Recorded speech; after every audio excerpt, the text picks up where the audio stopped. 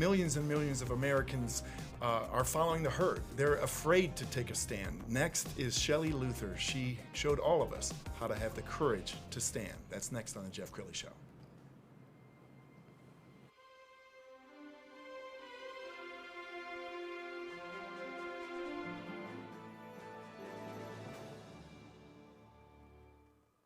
Many are predicting that the worst is yet to come, which is unfortunate, said one person here. Until now, they've enjoyed the reputation of being the nation's icebox. Watched a burglar in his home this morning by webcam. As a journalist of over 25 years, stories are what make my world turn. Reporting live from the Dallas newsroom tonight, Jeff Crilley, Fox 4 News. But in 2008, I took the jump from my familiar life and started a PR firm from my home. We're talking about anyone with a camcorder like the one I'm using becomes a television network. We started slowly growing the company, and we now have over 100 clients, and we've branched into the world of live digital broadcasting. I now own 8 different TV studios and have a huge team, and the stories that I now get to share are sometimes the most important of my life. Life has a funny way of coming around full circle. This is the Jeff Crilley Show. I am so excited about this episode because I'm interviewing a true hero in this country. Her name is Shelley Luther. Unless you've been living under a rock, you've heard her name. She is the salon owner who famously was arrested and then released by Governor Abbott because she had the courage to stand. Welcome to the show, Shelley. Thank you. Thanks for having me. Well, I got to tell you, I was so excited about this because my wife and I were watching the saga unfold from the very beginning and rooting you on. And to me, it played out like a Hollywood script. Can you kind of take the audience back to day one? Tell everybody that, how scary that must have been to take a stand. At first, it didn't seem scary because we were just it was more scary. It was scarier that we didn't have income. To us, we were struggling, and as people that are, entrepreneurs, we were, pretty good at going out and, being able to get income for our family.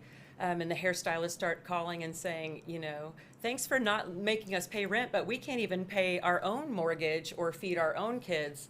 And I really was left with no choice. It wasn't like I was scared to open. It was like, this is what I have to do because I've been given no other choice. When you kind of announced to the media that you were going to do this, were you prepared to go to jail? I said I was, but I think that kind of melted in as I went. I saw as the days unfolded and the police showing up and the restraining orders and the cease and desist orders, I knew once we started going down that road that would probably become a reality, but I was okay with it. How long were you there? I was only there 2 days out of the 7-day sentence. What did that feel like? It's humbling. It's it's jail. It's what you would think it would be like. It's not fun. And honestly, while I was in there, I was wondering why the other women were in there so young. And it saddened me because I'm thinking, I'm only in there 2 days.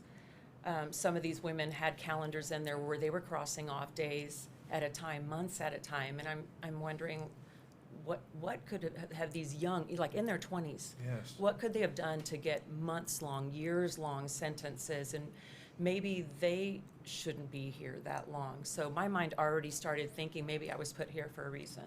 And then Governor Abbott releases you. No, he No? doesn't. No, a lot of people think that. Okay.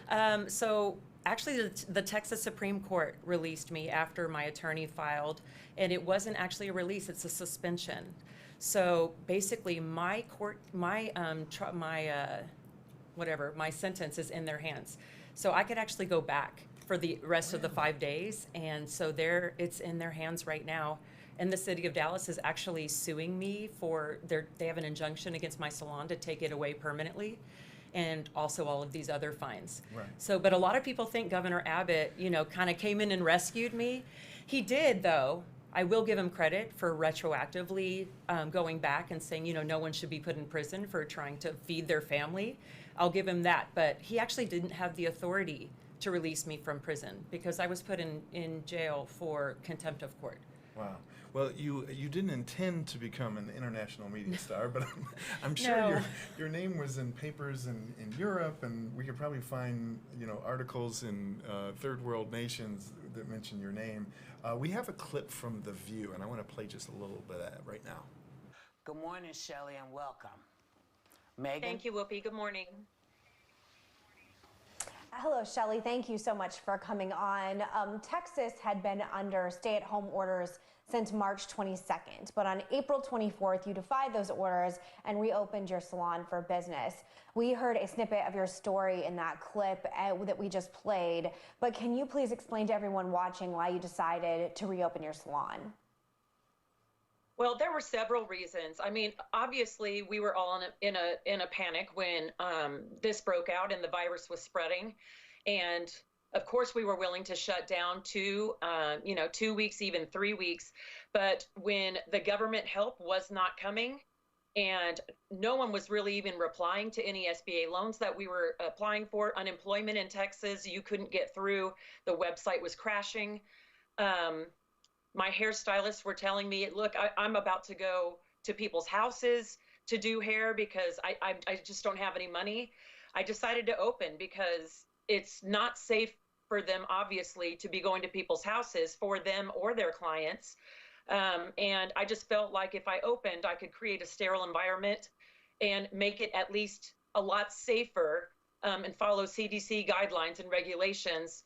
And I really just didn't want to be the reason why they weren't making money. Right, and they say you could have avoided jail time if you had apologized to the judge.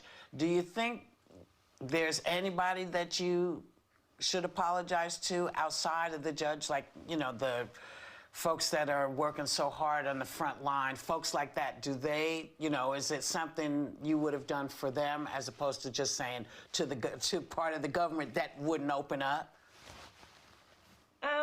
That's a good question, Whoopi. Of course, I'm appreciative and have friends that are, the real heroes in this situation that are on the front lines and doing what they need to do in order to keep us all safe. But when I have other businesses like the pet groomer next door, that's been essential, quote unquote, the entire time. You could buy CBD oil. You could go to Home Depot and buy flowers. I mean, 200 people in the garden section. I didn't see why it would be any different for me to open up using much safer guidelines than what they were doing. So impressed. Great job. You're a natural with the media.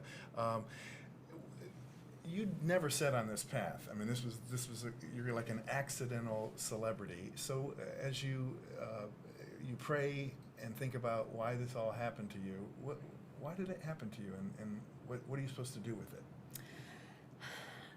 I think it happened to me because God wanted it to happen to me. I think I was put in a specific place at a specific time for a specific reason, and I'm listening. I was beat over the head, honestly, with it.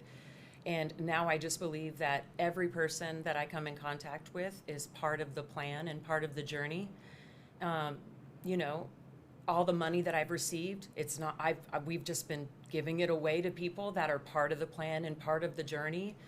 And so, honestly, yeah, it's not anything that I wanted or that I tried to make happen, obviously, but now it's out of my control. It just is what it is, and I'm just going to pursue it.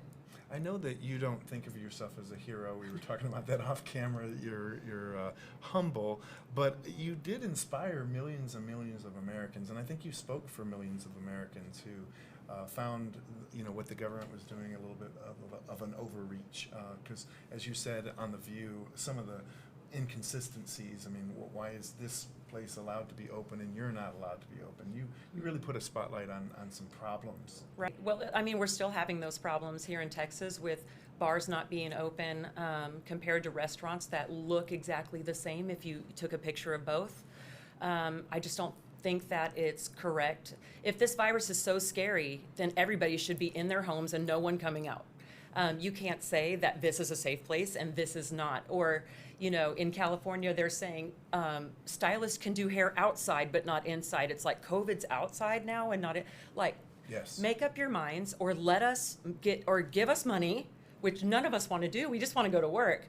But make up your minds what it is. If you can't, let us go back to work until you guys can figure it out. But in the meantime, we've got to make money and feed our families while you guys do whatever you do to figure it out. Well, you've gotten on the radar screen of a lot of politicians. I believe, am I right? Did Trump mention you in a news conference? Or I know. I think he asked Governor Abbott about me, like, how's the salon owner doing or what's happening. I think he wanted to make sure that I wasn't in jail still, because I'm pretty sure, like most of America, he was pretty concerned that someone just trying to make money for their family was, you know, in jail. And you've had some pretty famous clients recently. One of them, we're going to show some video. Ted Cruz came to get his hair cut at your salon. Tell us a little bit about that. You know, he stayed in contact with us, like even when I was in jail, talking to, you know, got in contact with my boyfriend, prayed with him both nights that I was in jail. He has a really good family support system that still stays in contact with us. And I just think they're really good people. And I love that he wanted to come, and he did need a haircut. He said his wife Heidi was saying he had a mullet. But not just that, but just to say that, you know what, it's not about getting a haircut. It's about taking a stand and taking our country back and saying, you know, even someone that is a politician saying there's too much government outreach is a pretty big stand, and I was really proud that he said that, and really grateful, actually. So as we wrap up this segment, what do you think you're supposed to be doing with all of this? You know, the fame is okay, but you got to do something with it. So what are your plans? What are you going to do? Well, I want to take it step by step, but obviously I've been given kind of this platform for a reason. And I just want to use it to do as much good as possible. I've always been kind of like a helper. I was a teacher for 13 years. It's kind of in my blood to be that way. But now that I actually have, you know, financing to do that, and someone thought that I should have a platform, then I'm going to help as many people as I possibly can, giving them a voice or finances to do what they couldn't do by themselves. Wow. Such an inspiration. Shelley Luther, thank you so much for coming on the show. We're going to put your website up. CourageToStand.com is the website. Shelley Luther, it's been an honor. Thank you so much. You bet. And that's it for now. We'll see you next time.